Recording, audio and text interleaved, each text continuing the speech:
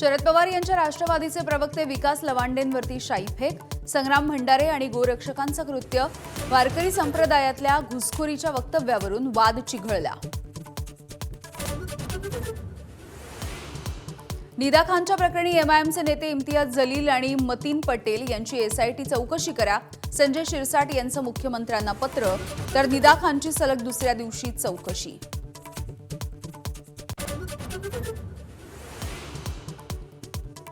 महाराष्ट्र सरकारनं मीरा भाईंदरमधील 254 एकर जमीन 2 बिल्डर्सना दिली. खासदार संजय राऊतांचा आरोप. जमीन सरकारचीच, सरकार सुप्रीम कोर्टामध्ये जाणार, बावनकुळेंचं स्पष्टीकरण. पश्चिम बंगालमध्ये इतिहासात पहिल्यांदाच भाजपचे मुख्यमंत्री. पंतप्रधान मोदींसह अनेक दिग्गजांच्या उपस्थितीत शुभेंदू अधिकारींचा शपथविधी. इतर 5 आमदारांनाही मंत्रिपदाची शपथ.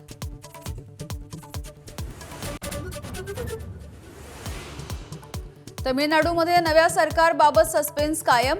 आययूएमएलचा विजय यांना पाठिंबा देण्यासाठी नकार, तर व्हीसीके आज पाठिंब्याबाबत निर्णय घेणार. विजय यांना सध्या 116 आमदारांचा पाठिंबा. महायुतीची समन्वय समिती आता प्रदेशाध्यक्षांविनाच काम करणार. भाजपकडून बावनकुळे महाजन, शिवसेनेकडून सामंत भुसे आणि राष्ट्रवादीकडून भुजबळ मुश्रीफ यांना स्थान.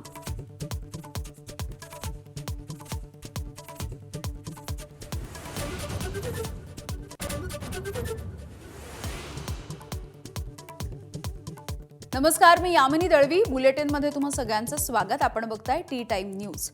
बुलेटिनच्या सुरुवातीला एक मोठी बातमी निदा खानच्या प्रकरणाच्या संदर्भातली. निदा खानच्या प्रकरणामध्ये एमआयएमचे नेते इम्तियाज जलील आणि मतीन पटेल या दोघा जणांच्या चौकशीची मागणी करण्यात आली आहे. सामाजिक न्याय मंत्री संजय शिरसाट यांनी मुख्यमंत्र्यांना या संदर्भात पत्र लिहिलं. एसआयटीच्या मार्फत चौकशी करण्याची मागणी संजय शिरसाट यांनी केली. निदा खानच्या प्रकरणामध्ये केवळ एमआयएम नगरसेवक नाहीत, तर संबंधित सगळ्यांवरती कारवाई करण्याची मागणी संजय शिरसाट करतायत.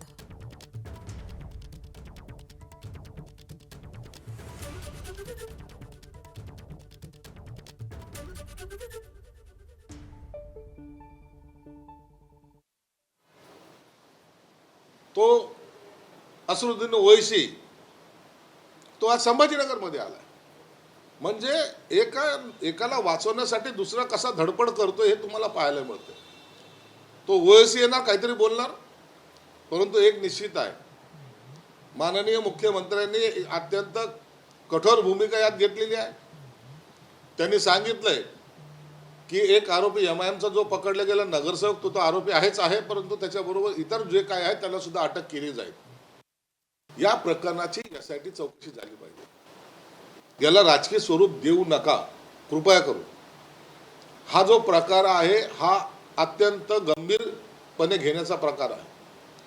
मी मागेही सांगितलं, कालही बोललो, हे धर्मांतर करणं 1, लव जिहाद करणं 2 आणि ड्रग्सचा व्यापार करून इतर समाजातील लोकांना बिघडवण्याचं किंवा त्यांना नशेखोर बनवण्याचं काम 3, अशा तिन्ही स्टेजवर ही यंत्रणा काम करते. दरम्यान एमआयएम वरती निदा खानच्या प्रकरणामध्ये होणारे सगळे आरोप हे असदुद्दीन ओवैसी यांनी फेटाळले. निदा खानवरील सर्व आरोप चुकीचे आहेत, कोर्टामध्ये न्याय मिळेल असा विश्वासही त्यांनी व्यक्त केला. दरम्यान या प्रकरणामध्ये तक्रारदार हा राजकीय पक्षाशी संबंधित असल्याचा आरोपही ओवैसींनी केला आहे.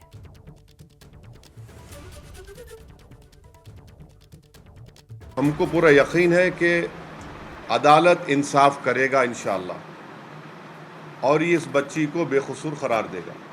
मंसूबाबंद तरीके से जो मुसलमानों में जो पढ़े लिखे लड़के लड़कियां हैं उनको परेशान करने के लिए इस तरह की कोशिश की जा रही है. किसी को आप आरोपी बनाते हैं तो इसका हरगिज़ ये मतलब नहीं है कि उसको सज़ा हो गई. ये तो जो आरोप लगा रहे हैं उनको प्रूफ करना पड़ेगा कोर्ट में बियॉन्ड रीजनेबल डाउट. किसी को आप आरोपी नहीं करार दे सकते, और जो भी ये इल्ज़ाम लगा रहे वो सिर्फ एक नफ़रत की बुनियाद पर इल्ज़ाम लगा रहे. और हमको यकीन है कि अब वो बच्ची गिरफ़्तार हो चुकी है और इंशाअल्लाह जुडिशल प्रोसेस अपना काम करेगा और जो भी कानून से होगा वो आपके सामने आएगा, मगर इसको किसी पार्टी से जोड़ना सरासर गलत है। किस दिन वो लड़की भाग रही थी तो उसको छुपाने की वजह से पुलिस के सामने अगर वो दोषी नहीं है तो आपने क्यों नहीं उनको सलाह दी कि आप पुलिस को जाकर आपको कैसा मालूम हम छुपा के रखे? आपका अरे अरे इल्जाम लगा जी, इल्जाम लगा। आप अगर आपकी बात सच है तो फिर मालेगांव का जजमेंट गलत है। अगर तुम्हारी बात सच है तो मालेगांव का जजमेंट गलत है। क्यों गलत है? क्योंकि किस पर इल्जाम लगा था? जिस पर इल्जाम लगा वो पार्लियामेंट की मेंबर भी बन गई। बघूयात पुढची मोठी बातमी। उत्तर प्रदेशमध्ये लवकरच मंत्रिमंडळाचा विस्तार होण्याची शक्यता आहे आणि येत्या 2 ते 4 दिवसांमध्ये उत्तर प्रदेशच्या मंत्रिमंडळामध्ये काही फेरबदल होऊ शकतात। पश्चिम बंगालच्या निवडणुकीनंतर आता उत्तर प्रदेशमध्ये भाजप संघटनेत आणि शासनामध्ये म्हणजे सरकारमध्ये मोठे फेरबदल करणं अपेक्षित आहे। पश्चिम बंगालच्या निवडणुकीमधल्या विजयाच्या नंतर भाजपकडून केंद्रीय मंत्रिमंडळासह अनेक राज्यांमध्ये देखील फेरबदल केले जाणार असल्याची शक्यता आहे।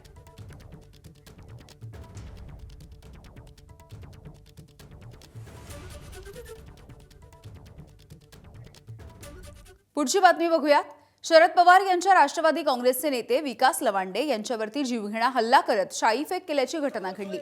आळंदी मातोबामध्ये संग्राम भंडारे आणि त्यांच्या सहकाऱ्यांकडून विकास लवांडे यांच्यावरती शाईफेक झालेली आहे। या प्रकरणी संग्राम भंडारे आणि अक्षय कांचन यांच्यासह 10 ते 12 जणांवरती लोणी काळभोर पोलीस ठाण्यामध्ये गुन्हा दाखल करण्यात आला। दरम्यान जोपर्यंत हल्लेखोरांना अटक होणार नाही तोपर्यंत लोणी काळभोर पोलीस ठाण्याच्या बाहेर आंदोलन सुरूच ठेवणार असा इशारा विकास लवांडेंनी दिलाय। आज सकाळच्या वेळेला प्रवचनासाठी जात असताना संग्राम भंडारे आणि 10 ते 15 गोरक्षकांनी पकडून आपल्या अंगावरती शाई फेकली आणि मारहाण केली अशी माहिती लवांडेंनी सोशल मीडियावरून दिलेली आहे।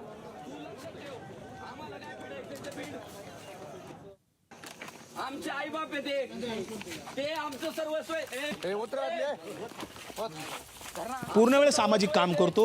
जे का रंजले गांजले त्यासी म्हणे जो आपुले तोची साधू वळखावान देव तेथेची जाणावा असं सांगणाऱ्या तुकोबांचा विचार घेऊन ज्ञानोबांचा विचार घेऊन मी प्रवचनं करत असतो, व्याख्यानं देत असतो, माझी भाषणं ठिकठिकाणी होत असतात। महाराष्ट्रात मी कुठेही फिरत असतो, आज इथं तर उद्या तिथे, मी एका जागेवर नसतो। त्यामुळं हे लोक महाराष्ट्रभर आहेत। हे कुठेही मला गोरक्षक असतील, बजरंग दलाची लोक किंवा हे जे वर्णवर्चस्वादी लोक आहेत मनुवादी विचाराचे, हे मला कुठेही गाठून माझ्यावर हल्ला करू शकतात। शासनाने मला संरक्षण द्यावं अशी माझी विनंती आहे आणि यांच्यावर तातडीने कारवाई व्हावी। ती होत नाही तोपर्यंत मी इथून हलणार नाहीये। दरम्यान पिस्तूल रोखल्याचा विकास लवांडे यांचा आरोप संग्राम भंडारे यांनी खोडून काढला आहे। मला एकाने असं रिव्हॉल्वर दाखवलं लांबून आणि एकाने कमरेचा दाखवला। हे बघितलं का काय तुझा आम्ही खात्मा करणार आहोत, आमच्या गुरुमाऊलीला बोलतो काय। आणि मग संग्राम भांडारेने लगेच शाई ओतायला सुरुवात केली। बाकीच्या 2-3 जणांनी शाई माझ्या अंगावर ओतली। ती शाई होती का केमिकल होतं मला माहीत नाहीये, परंतु माझ्या शरीराची आणि डोळ्याची सगळी आग होते, माझे कपडे सगळे काळे। मी येताना मग तिथे पाण्याने चेहरा धुतला आणि लोणी काळभोर पोलीस स्टेशनला फिर्याद द्यायला इथं आलेलो आहे। तो जे खोटारडे आरोप करतोय, मला पिस्तूल लावलं, माझ्या समोर गुंड उभे केले, त्याची एवढी लायकी नाही की त्याला पिस्तूल लावावं। त्याची जी पात्रता होती, तुका म्हणे संता पीडितील खळ घेती तोंड काळे करून या, ते त्याचं तोंड काळं करायचं काम आम्ही केलंय। आमच्या तुकाराम महाराजांनी आम्हाला शिकवलंय, आम्ही चांगल्याला चांगले वाईटाला वाईट, छत्रपती शिवाजी महाराजांचे मावळे आणि ज्ञानोबा तुकोबांचे वारकरी आहे म्हणून आम्ही काळी शाई ओतून त्याचा आज जाहीर निषेध केलाय। आणि इथून पुढे जर त्याने गुरुवर्यांवर आमच्या अशाच पद्धतीने टीका केली, गलिच्छ आरोप केले, तर त्याला पुढच्याही प्रसंगांना सामोरे जावं लागेल। मंत्री नितेश राणे यांनी संग्राम भंडारे यांच्या शाईफेकीचे समर्थन केलंय। नितेश राणे यांनी भंडारे यांच्या समर्थनार्थ एक ट्विट देखील केलेलं आहे। बापू अभिमान आहे, जय श्रीराम असं म्हणत भंडारेंसोबतचा एक फोटो देखील नितेश राणेंनी ट्विट केला आहे।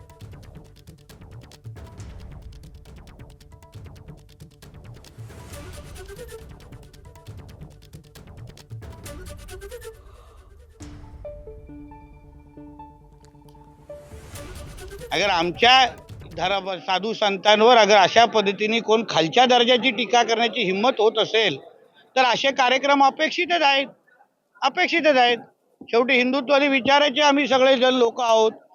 राष्ट्रवादी काँग्रेस, BJP, शिवसेना हे नंतर, मुळात आम्ही हिंदू आहोत आणि हिंदू असताना आमच्या धर्माला वाढवण्यासाठी धर्माचे आशीर्वाद देणारे जे आमचे धर्मगुरू आहेत त्यांच्या बाबतीमध्ये कोणीही अगर अपशब्द वापरत असेल तर हा ये तो सिर्फ झाकी आहे, पुरा पिक्चर बाकी आहे, एवढं लक्षात ठेवावं आणि अवकातीत राहावं. विकास लवांडे यांच्यावरच्या शाईफेकीच्या प्रकरणी राजकीय नेत्यांनी नेमकं काय म्हटलंय आपण बघूया. विकास लवंडेजींनी काय सांगितलं तर वारकरी संप्रदाय हा संत परंपरेचा आणि समता, बंधुता, सामाजिक न्यायाची भूमिका घेऊन पुढे जाणारा हा महाराष्ट्राचा एक आध्यात्मिक विचार, आणि या विचारामध्ये जो फासिस्ट विचार आहे, मनुवाद जो आहे, दंडेलशाही जी आहे, हुकुमशाही जी आहे, हेकेखोरी जी आहे, ही वाढत आहे.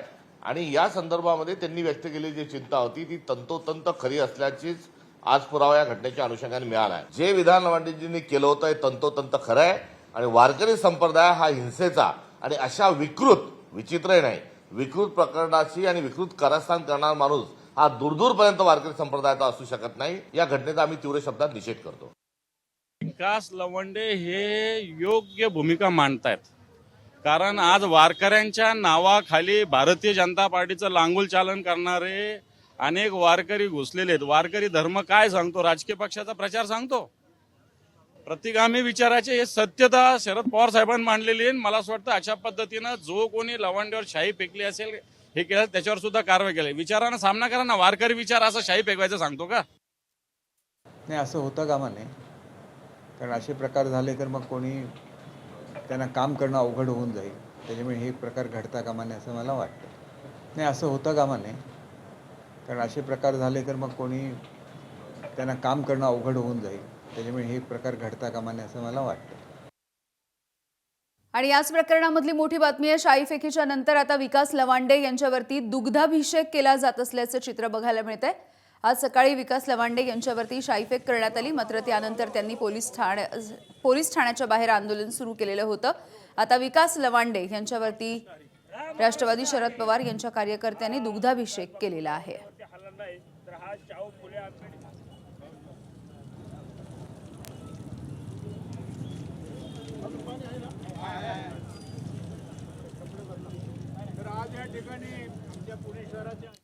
पुढची बातमी बघूयात.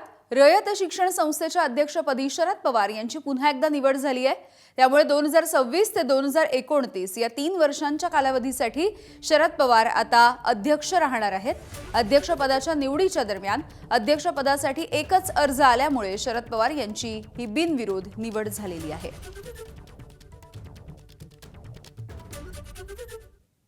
अजितदादांच्या आठवणींनी सुप्रिया सुळे या भावूक झाल्याचं आज बघायला मिळालं. निमित्त होतं रयत शिक्षण संस्थेच्या बैठकीचं. साताऱ्यामध्ये आयोजित करण्यात आलेल्या रयत शिक्षण संस्थेच्या बैठकीमध्ये दादांची अनुपस्थिती ही प्रकर्षाने जाणवल्याचं भावूक ट्विट सुप्रिया सुळे यांनी केलंय. रयत शिक्षण संस्थेच्या बैठकीला अजितदादा दरवर्षी आवर्जून आणि वेळेवरती उपस्थित राहायचे. आज झालेल्या बैठकीमध्ये त्यांची अनुपस्थिती प्रत्येकाला प्रकर्षानं जाणवत होती. कार्यक्रम उत्साहात पार पडला, पण तरीही काहीतरी अपूर्ण असल्याची भावना होती. दादांचा बैठकीमधला उत्साही वावर, त्यांची ऊर्जा आज पुन्हा आठवत होतं. प्रत्येकाच्या चेहऱ्यावरती नकळत तीच भावना दिसत होती, दादा मिस यू.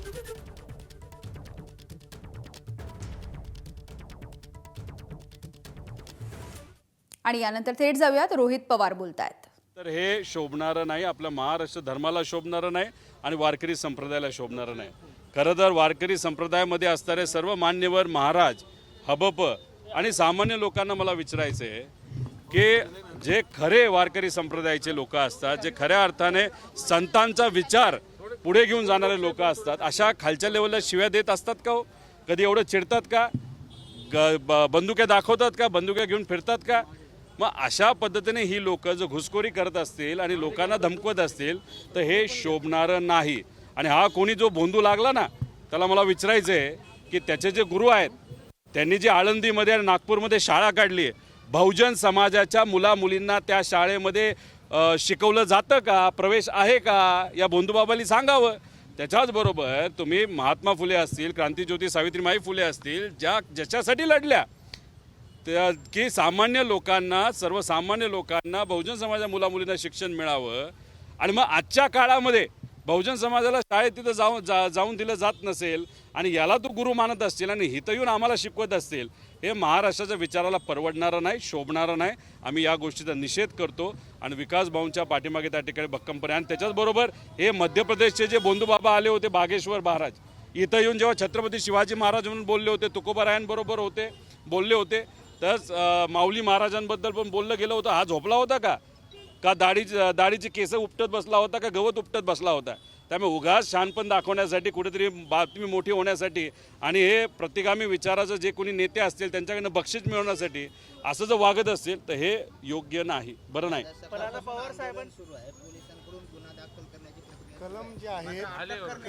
अहो तुम्ही मला सांगा, अजितदादा पवार जे महाराष्ट्राचे उपमुख्यमंत्री होते त्यांच्याबद्दल आम्ही, त्यांचं जी घटना घडली त्याबद्दल FIR करा अशी विनंती केली. झाली का या महाराष्ट्रामध्ये मान्य? एवढ्या मोठ्या नेत्याच्या बाबतीत जर असं होत असेल तर सामान्य लोकांचं काय? गेल्या काही दिवसांमध्ये ज्या मुलींवर, चिमुरड्यांवर त्या ठिकाणी तिथं अत्याचार झाले, काही लोकांना त्याच्या मुलींना मारण्यात आलं, तिथं सुद्धा त्या सर्व लोकांचं हेच म्हणणं आहे की आम्हाला ज्या पद्धतीचा न्याय मिळाला पाहिजे तो न्याय मिळत नाही. पाहुयात पुढची एक मोठी बातमी. ॲडव्होकेट गुणरत्न सदावर्ते यांच्या गाडीवरती शाई फेक करण्यात आलेली आहे आणि सुपारी देखील फेकण्यात आली आहे. ज्या गाडीवरती शाई आणि सुपाऱ्या फेकण्यात आल्या त्या गाडीमध्ये गुणरत्न सदावर्ते यांच्या पत्नी आणि त्यांची मुलगी देखील होती. मनसेच्या कार्यकर्त्यांनी ही शाई आणि सुपारी फेकलेली आहे आणि गुणरत्न सदावर्ते यांचा निषेध केल्याचं कळतंय. जालन्याच्या दौऱ्याच्या वेळची ही घटना आहे. गुणरत्न सदावर्ते हे त्यांच्या कुटुंबियांसोबत आज जालन्याच्या दौऱ्यावरती होते. त्यावेळेला मनसेच्या कार्यकर्त्यांनी त्यांच्या गाडीवरती शाई फेकली आहे. महाराष्ट्र नवनिर्माण सेनेचे जालना शहराध्यक्ष राहुल रत्न पारखे यांच्यासह अजून काही पदाधिकाऱ्यांकडून ही शाई फेक करण्यात आली. चंदनझिरा पोलिसांकडून महाराष्ट्र नवनिर्माण सेनेच्या 5 जणांना ताब्यात घेण्यात आलेलं आहे. रवी मुंडे आमचे प्रतिनिधी आपल्याला माहिती देत आहेत. रवी, काय नेमका मुद्दा होता? का नेमका हा निषेध करण्यात आला त्यांच्या गाडीवरती शाई फेकून?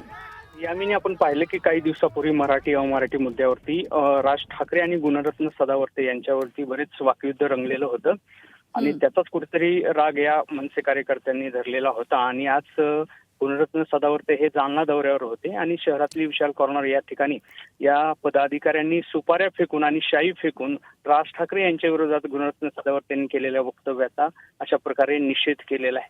मोठा फौजफाटा पोलिसांचा होता आणि गुणरत्न सदावर्ते यांच्या गाडीमध्ये त्यांच्या पत्नी आणि मुलगी होते आणि गुणरत्न सदावर्ते हे पुढच्या गाडीमध्ये होते आणि या पदाधिकाऱ्यांनी सुपाऱ्या आणि शाई फेकून हा निषेध व्यक्त केलेला आहे. खरं तर 5 जणांना मनसे शहराध्यक्षसह 5 जणांना पोलिसांनी ताब्यात घेतलेला आहे. त्यांची चौकशी सुरू आहे. अमराठी आणि मराठीचा जो मुद्दा होता मागच्या काही दिवसामध्ये चालला त्याच्यामध्ये दोघांमध्ये बरेच वाकयुद्ध रंगलेलं होतं. यावरती सदावर्तेंनी टीका राज ठाकरेंवर केली होती, त्याचा हा निषेध पाहायला मिळतोय. बरं रवी, धन्यवाद माहितीसाठी. नाशिकच्या धर्मांतर प्रकरणामधील आरोपी निदा खान हिची चौकशी सध्या सुरू आहे आणि निदा खान सोबतच तिच्या कुटुंबियांची समोरासमोर चौकशी सुरू आहे. निदा खानची आई, वडील, भाऊ आणि मावशी हे देखील सध्या चौकशीसाठी पोहोचले आहेत.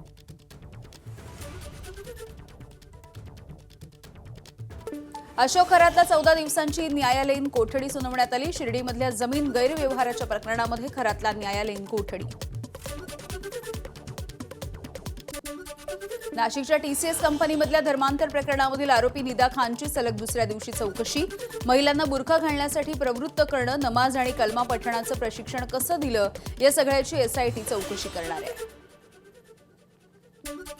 छत्रपती संभाजीनगरमध्ये ओवेसींच्या स्वागतासाठी बॅनरबाजी. आरोपी मतीन पटेल यानं बॅनर लावल्यामुळे चर्चांना उधाण आलंय. TCS प्रकरणामधील आरोपी निदा खानला लपवण्यासाठी मतीन पटेलनं मदत केली होती. शिर्डीमध्ये जमीन खरेदी करण्यासाठी ललित पोफळे याने अशोक खरातला पैसे दिले. शिर्डी पोलिसांच्या तपासामधून माहिती उघड. ज्या बँक खात्यामध्ये व्यवहार झाला त्या खात्यामध्ये पोफळे बंधूंनी पैसे दिल्याचं समोर आलंय. पोफळे यांनी पैसे कुठून आणले याचाही तपास होणार आहे. नाशिकच्या TCS प्रकरणामधील राष्ट्रीय महिला आयोगाचा अहवाल मुख्यमंत्री देवेंद्र फडणवीस यांच्याकडे सादर. 50हून अधिक पानांचा अहवाल आहे. महिलांच्या सुरक्षेसाठी 25 पेक्षा जास्त शिफारसी. मुख्यमंत्र्यांचे कठोर कारवाईचं आश्वासन. मुंबईतल्या गोरेगाव नेस्को ड्रग्सच्या प्रकरणामधील 3 आरोपींचा जामीन अर्ज कोर्टानं फेटाळलाय. कोर्टानं ड्रग सप्लायर्स रौनक खंडेलवाल, प्रतीक पांडे आणि एक्झिबिशन सेंटरच्या सनी जैन याचा जामीन फेटाळला. हे तिन्ही आरोपी ड्रग्ज पुरवठा करणारे आणि नेस्को इथले कर्मचारी. सांगलीतल्या जत तालुक्यामध्ये दुहेरी हत्या प्रकरणामधील प्रत्यक्षदर्शी साक्षीदाराचं अपहरण करून निर्घृण हत्या.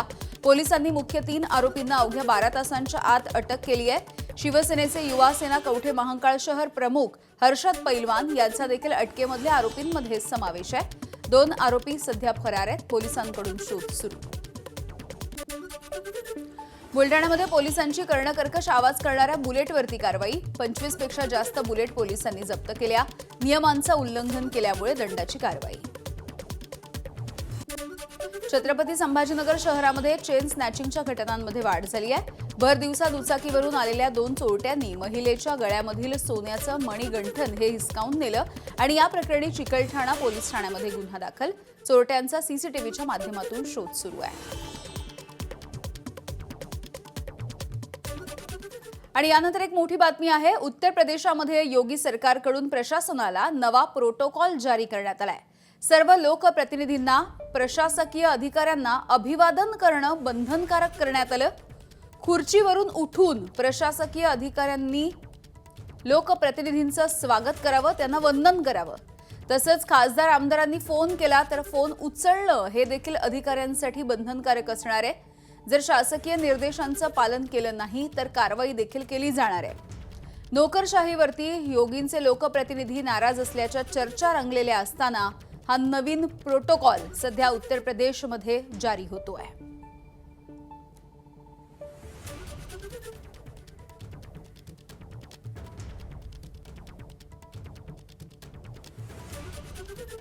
आणि यानंतर पुन्हा एकदा बातम्यांचा वेगवान आढावा. मुंबई गोवा महामार्गावरती डंपर आणि खासगी बसचा अपघात झालाय. या अपघातामध्ये 4 प्रवासी किरकोळ जखमी. माणगावजवळ विघवली गावच्या हद्दीमध्ये हा अपघात झालेला आहे. येत्या 2 दिवसांमध्ये राज्यात मेघगर्जना आणि विजांच्या कडकडाटासह पावसाची शक्यता.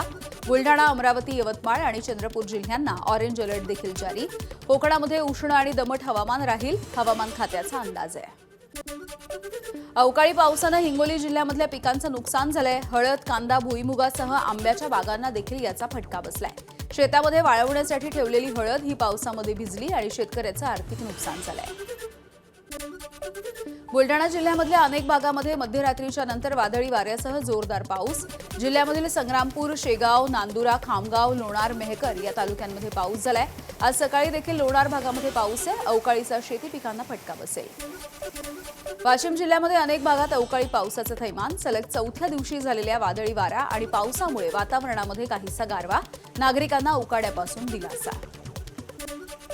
सिंधुदुर्ग जिल्ह्यामध्ये सलग 2 दिवस वादळी वाऱ्यासह अवकाळी पावसानं हजेरी लावली.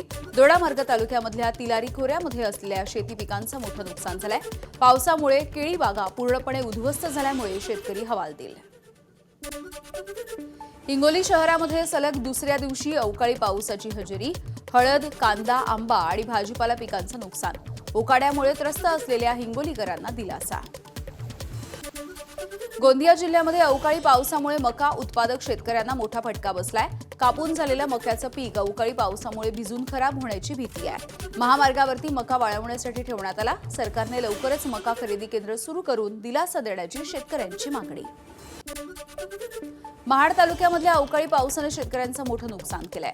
नुकसानग्रस्त 75 शेतकऱ्यांना मंत्री भरत गोगावले यांच्या मार्फत वैयक्तिक मदतीचं वाटप. 4 दुकानदारांना नवीन दुकानं बांधून देण्याचं देखील गोगावले यांचं आश्वासन. सातारा जिल्ह्यामधल्या कराड, पाटण तालुक्यामध्ये सलग 2ऱ्या दिवशी अवकाळीचा तडाखा. उन्हाळ्यामधल्या ओझरडे धबधबा प्रवाहित. चक्क उन्हाळ्यामध्ये ओझरडे धबधबा प्रवाहित होण्याची ही पहिलीच वेळ आहे. सोलापूरमधल्या शेतकऱ्यांनी 73 पोती कांदा विकलाय. मात्र त्यांच्या हाती केवळ 400 रुपये पडले आहेत. कांद्याला फक्त 50 रुपये प्रति किलोचा 50 पैसे प्रति किलोचा भाव मिळालाय आणि कांद्यासाठी लागलेला उत्पादनाचा खर्च देखील निघालेला नाहीये. शेतकरी अंकुश गुंजाळ हे आर्थिक संकटात आहेत. उष्णतेच्या लाटेनं जळगावमधल्या केळी बागांवरती मोठं संकट. शेतकऱ्यांचा हातातोंडाशी आलेला घास हिरावला गेल्यामुळे नुकसान भरपाई द्या, तसंच सरकारनं तातडीनं पंचनामे करण्याची मागणी. उष्णतेची लाट असल्यामुळे अनेक ठिकाणी पिकांचं नुकसान, पाण्याच्या अभावी प्राण्यांचा देखील मृत्यू होतोय. सरकारनं अशा ठिकाणी नैसर्गिक आपत्ती म्हणून 10 लाख रुपयांची मदत जाहीर करावी. राष्ट्रवादीचे नेते एकनाथ खडसेंची मागणी. एक अपडेट घेऊयात. अशोक खरातच्या जमीन खरेदीच्या प्रकरणातली ही अपडेट आहे. अशोक खरात याला 14 दिवसांची न्यायालयीन कोठडी सुनावण्यात आली आहे. राहता दिवाणी न्यायालयानं हा निर्णय घेतलेला आहे आणि थोड्याच वेळात खरातचा ताबा शिर्डी पोलीस हे नाशिक पोलिसांकडे देणार आहेत. शिर्डीमधल्या जमीन गैरव्यवहाराचं प्रकरण समोर आलेलं होतं आणि याच प्रकरणामध्ये सध्या सुनावणी पार पडलेली आहे आणि पुन्हा एकदा 14 दिवसांची न्यायालयीन कोठडी त्याला सुनावण्यात आलेली आहे. पुन्हा एकदा उर्वरित बातम्यांचा वेगवान आढावा. पनवेल शहरामध्ये पाणी टंचाई आहे, त्यामुळे लोकांचे हाल होत आहेत. 3 ते 4 दिवसांनी पाणी येत असल्यामुळे पाणी साठवून ठेवण्यासाठी घराच्या समोर ड्रमच्या रांगा. एका घराच्या बाहेर 10 ते 12 मोठे पाण्याचे ड्रम ठेवल्याचं चित्र आहे. टँकरवरती अवलंबून राहण्याची वेळ आली आहे. तळकोकणामध्ये ओंकार हत्तीचा सध्या धुमाकूळ सुरू आहे. सिंधुदुर्गच्या सावंतवाडीमधील तांबोळी गावामध्ये ओंकार हत्ती दिसतोय.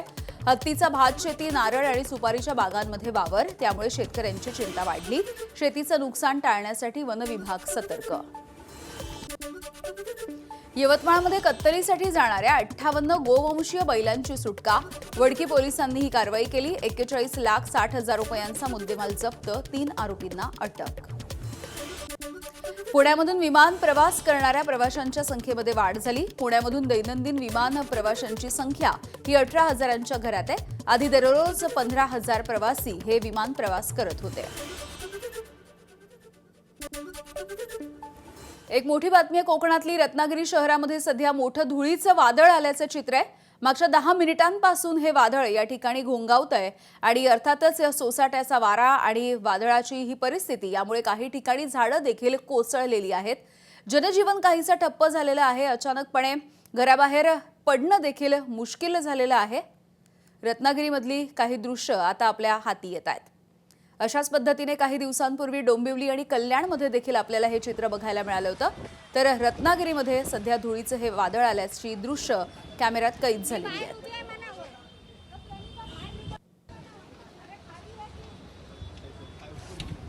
तर धुळीच्या या वादळामुळे दृश्यमानता देखील कमी झाली. अचानकपणे सोसाट्याचा वारा सुरू झालेला आहे, त्यामुळे आडोशाला एखाद्या ठिकाणी उभं राहणं हे देखील धोक्याचं ठरू लागलेलं आहे.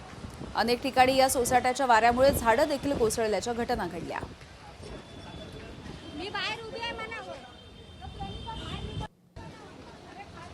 घराबाहेर पडणाऱ्या नागरिकांची तारांबळ झालेली देखील बघायला मिळते आहे.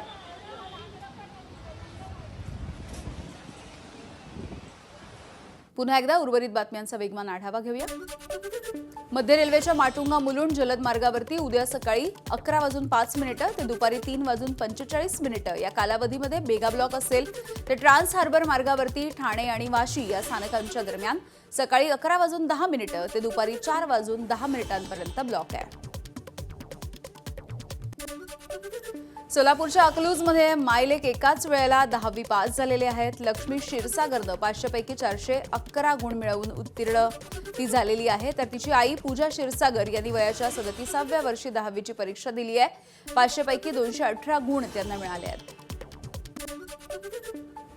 सलगच्या सुट्ट्यांमुळे कोल्हापूरमध्ये पर्यटकांची गर्दी. करवीर निवासिनी अंबाबाई देवीच्या दर्शनासाठी पर्यटकांचा ओढा. भाविकांना उन्हापासून संरक्षण व्हावं यासाठी देवस्थान समितीकडून दर्शन मंडपाची उभारणी. कोल्हापूरमध्ये अंबाबाईच्या दर्शनासाठी अभिनेता रितेश देशमुख आणि जेनेलिया हे देखील पोहोचले. राजा शिवाजी या चित्रपटाला मिळालेल्या उदंड प्रतिसादाबद्दल रितेशनं आभार देखील मानलेले आहेत. छत्रपती शिवरायांचा मंदिर परिसरामध्ये जयघोष. तुळजाभवानी मंदिरामध्ये 200 रुपयांचं रेफरल पेड दर्शन आता दर शनिवार आणि रविवारी बंद राहील. उन्हाळी सुट्ट्यांमुळे भाविकांची वाढती गर्दी लक्षात घेता मंदिर प्रशासनानं हा निर्णय घेतलाय.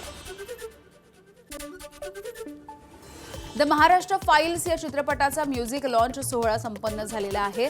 शासकीय कार्यालयांमधील भ्रष्टाचार, राजकीय हस्तक्षेप आणि सामान्य शेतकरी कुटुंबाच्या न्यायासाठीचा संघर्ष या गोष्टींवरती हा चित्रपट आधारित आहे. 29 मे रोजी हा चित्रपट प्रदर्शित होईल. भारतीय संघाचा माजी कर्णधार महेंद्रसिंग धोनी कर भरण्यामध्ये देखील नंबर 1 ठरलाय. बिहार आणि झारखंड क्षेत्रामधून यंदा 20,000 कोटींचा कर संकलित करण्यात आला. यामधून धोनीनं 40 कोटींपेक्षा अधिकचा कर भरल्याची माहिती आहे.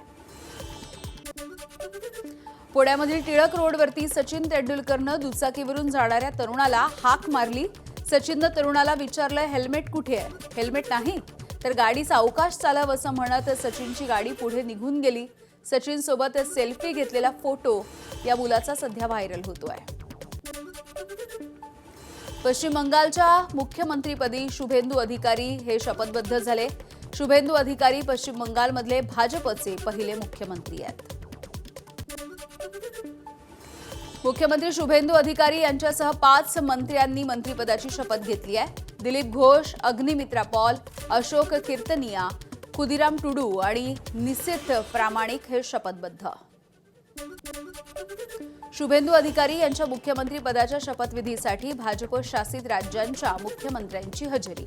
मुख्यमंत्री फडणवीस आणि उपमुख्यमंत्री शिंदे सोबतच सुनेत्रा पवारही मंचावर. पंतप्रधान मोदींकडून पश्चिम बंगालमधल्या भाजपच्या ज्येष्ठ कार्यकर्त्यांपैकी एक माखनलाल सरकार यांचा देखील सत्कार करण्यात आला. 1952 मध्ये काश्मीरमध्ये भारतीय तिरंगा फडकवण्याच्या आंदोलनाच्या दरम्यान श्यामाप्रसाद मुखर्जींच्या सोबत असताना माखनलाल सरकार यांना अटक झाली होती. मोदींनी माखनलाल यांचे आशीर्वाद घेतले आहेत. पश्चिम बंगालच्या नव्या मुख्यमंत्रीपदाच्या शपथविधी सोहळ्याला पंतप्रधान मोदींची उपस्थिती. शपथविधीच्या आधी भव्य रॅली काढत मोदींचं जनतेला अभिवादन. लोकांना हस्तांदोलन करत त्यांनी शुभेच्छाही स्वीकारल्या. आसाममध्ये भाजपला बहुमत मिळालंय. 12 मे रोजी नव्या सरकारचा शपथविधीचा सोहळा आहे. पंतप्रधान नरेंद्र मोदी आणि केंद्रीय गृहमंत्री अमित शहा शपथविधीच्या सोहळ्यासाठी उपस्थित राहतील.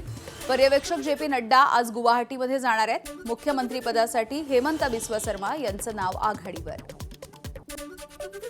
केरळच्या नवीन मुख्यमंत्र्यांच्या निवडीचा आज निर्णय होण्याची शक्यता आहे. काँग्रेसचे अध्यक्ष मल्लिकार्जुन खरगे आज केरळ काँग्रेसच्या नेत्यांची बैठक घेणार आहेत. राहुल गांधी यांची देखील बैठकीसाठी उपस्थिती राहील. या बैठकीमध्ये मुख्यमंत्रीपदाचा चेहरा ठरणार आहे. केरळ विधानसभेमध्ये काँग्रेसला स्पष्ट बहुमत.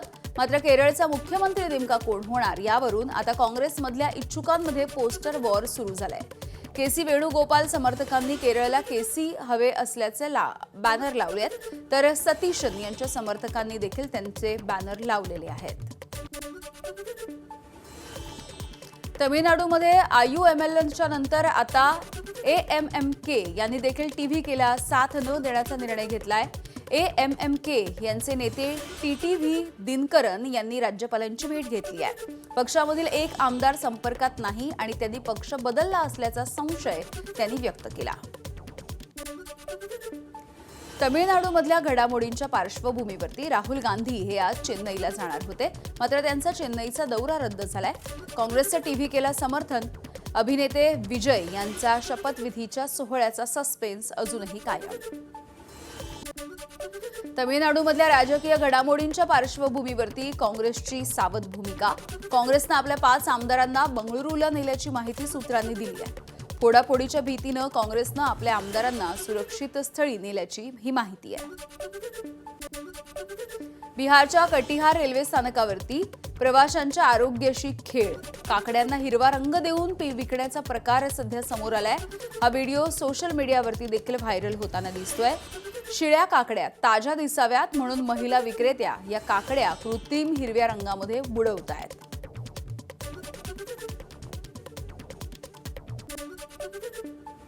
आणि आताची मोठी बातमी. तमिळनाडूमध्ये जोसेफ विजय यांचा सत्ता स्थापनेचा मार्ग मोकळा झालाय.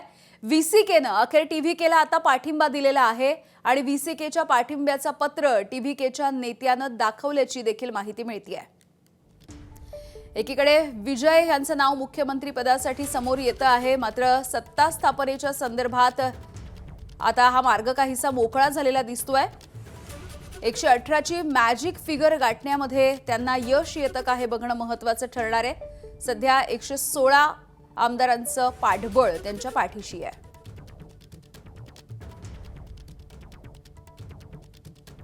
सोमेश कोलगे आमचे प्रतिनिधी आपल्याला या संदर्भातले अपडेट्स देत आहेत. सोमेश, गेल्या 1-2 दिवसांपासूनच्या या घडामोडी आहेत, त्यांनी राज्यपालांची देखील भेट घेतलेली होती. ती मॅजिक फिगर गाठण्यामध्ये त्यांना यश येत आहे का?